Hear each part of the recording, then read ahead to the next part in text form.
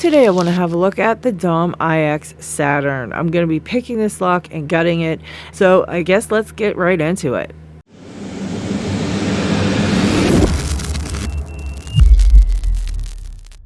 You can see that it has an interactive element on the key there that lifts that pin. I'll show you. We've got 5 pins on this side. So you've got 1, 2, 3, 4, and then the 5th one is interactive because it actually moves.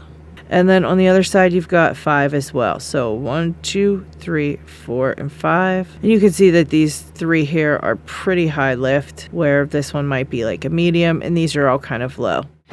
It has shark fin key pins. You can see them kind of hanging in there.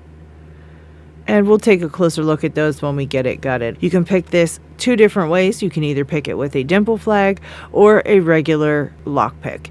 I'm going to be using the reach pick from Covert Instruments. I found this pick works really well picking this lock. All right, a couple of things to look out for. I'm going to be using a Z-bar to tension this, the long end, and when I place it into the lock, I'm going to be tensioning this clockwise. You can tension it either way, but just make sure that you don't bump into any of those pins with your tensioner or you can't pick the lock. Also, I'm going to be using a regular just hook to pick this one, even though it is a dimple lock, but I can get at these pins with my hook into the corner of kind of where the shark fin meets the rest of the pin, and that's how I'm going to pick it up and down the right side until I get a decent false set, and then I'm going to head over to the left and check those pins.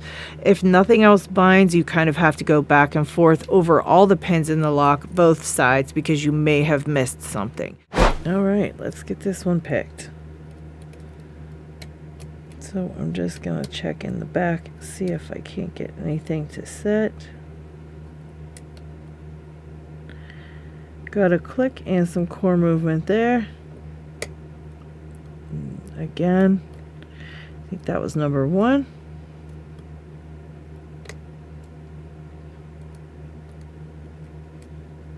And just checking them all down the line.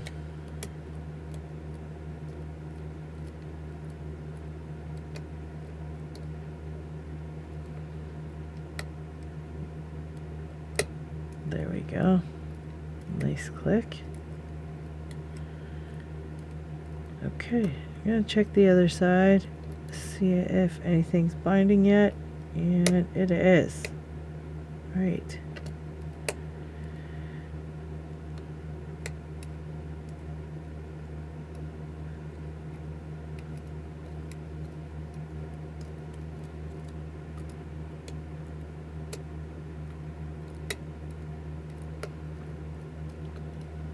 Back to this side again. I think that one and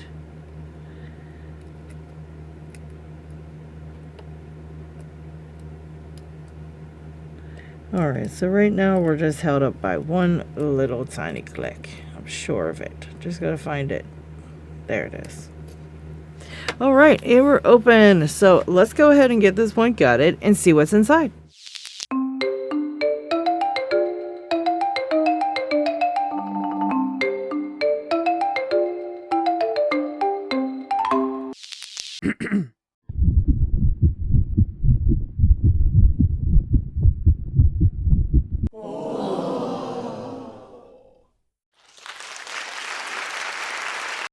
You can see on the right we've got all these shark fin pins here, and basically they just have a kind of a fin hanging down. And when I was picking them, this little ledge here is where I was picking. So when I picked them like this. All right, that's where I was catching the pins when I was picking them.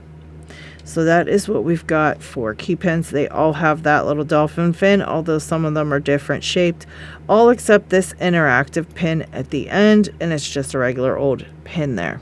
You got all our shark fin key pins, and again you've got those kind of strange spool pins, and then the ones that just look like kind of standard pins but with a little ledge on them.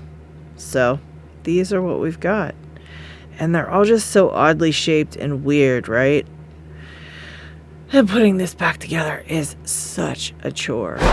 So as you can see, my Dom Saturn is bricked. Now, this is a big lesson in making sure all of your pins come out of the lock and you put them in the correct places on the tray. Orientation and everything is very important when you get to certain locks.